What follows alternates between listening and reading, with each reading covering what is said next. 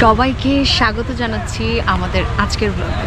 আছি ফরিদপুরের খুব কাছাকাছি একটা জায়গায়, দেখতেই পাচ্ছেন সবুজে ভরা একদমই গ্রামীণ প্রকৃতির মাঝে গড়ে উঠেছে একটি ইকো রিসোর্ট।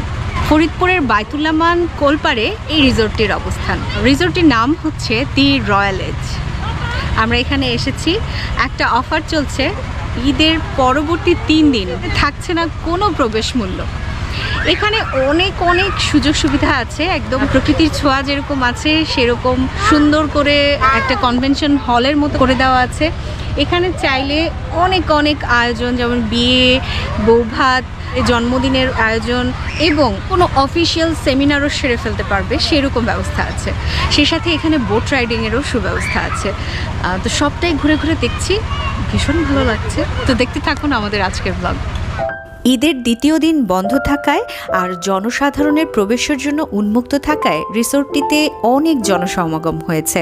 শুরুতেই একটি পুকুর দেখতে পেলাম, যেখানে নৌকায় ঘোরার সুব্যবস্থা আছে, আর তার সামনেই একটি কটেজ। যদিও এটির ইন্টেরিয়রের কাজ চলমান, কিছুটা এগোতেই একটি স্পেস, যেখানে একটি স্থানে বিভিন্ন প্যাকেটজাত পণ্য বিক্রি করা হয়। বেশ কয়েকটি বসার স্থান রয়েছে দোলনা। চারপাশের গাছপালার অধিকাংশ দেখে বাগান বাড়ির মতোই মনে হয়। একটি প্রায় উন্মুক্ত স্থানে প্যান্ডেল দিয়ে আর মঞ্চের মতো করে কনভেনশন সেন্টারের মতো করা হয়েছে। জায়গাটি বেশ বড় ও খোলামেলা। পুরুষ এবং মহিলাদের জন্য রয়েছে আলাদা আলাদা ওয়াশরুমের ব্যবস্থা, আর রয়েছে চমৎকার একটি আয়না। এর একপাশে দেখতে পেলাম লাইভ বারবিকিউ এর সুব্যবস্থা রয়েছে, আর পুকুরের পাড় ঘেঁষে বসার ব্যবস্থা আছে। অনেক ধরনের গাছের সমারোহ। এদিকটা একটু ঘুরে আমরা চলে আসলাম এই খোলা মাঠের এখানে, যেখানে অনেকেই তাদের পরিবার বন্ধুবান্ধব নিয়ে এসেছে। 2টি কটেজের আদলে বসার স্থান আর একটি জলাশয়ের আদলে করা আইল্যান্ডের উপরে আরও একটি কটেজ দেখতে পেলাম। এখানে আরও একটি দোলনা রয়েছে। মোট কথা, গরম একটু কম থাকলে আর ওয়েদার ভালো থাকলে এই সবুজ মাঠ প্রাঙ্গণে বসে বসে গল্প আড্ডায় একটি চমৎকার বিকেল পার করে দেওয়াই যাবে। এরই মাঝে কিছু কথা সেরে নেই।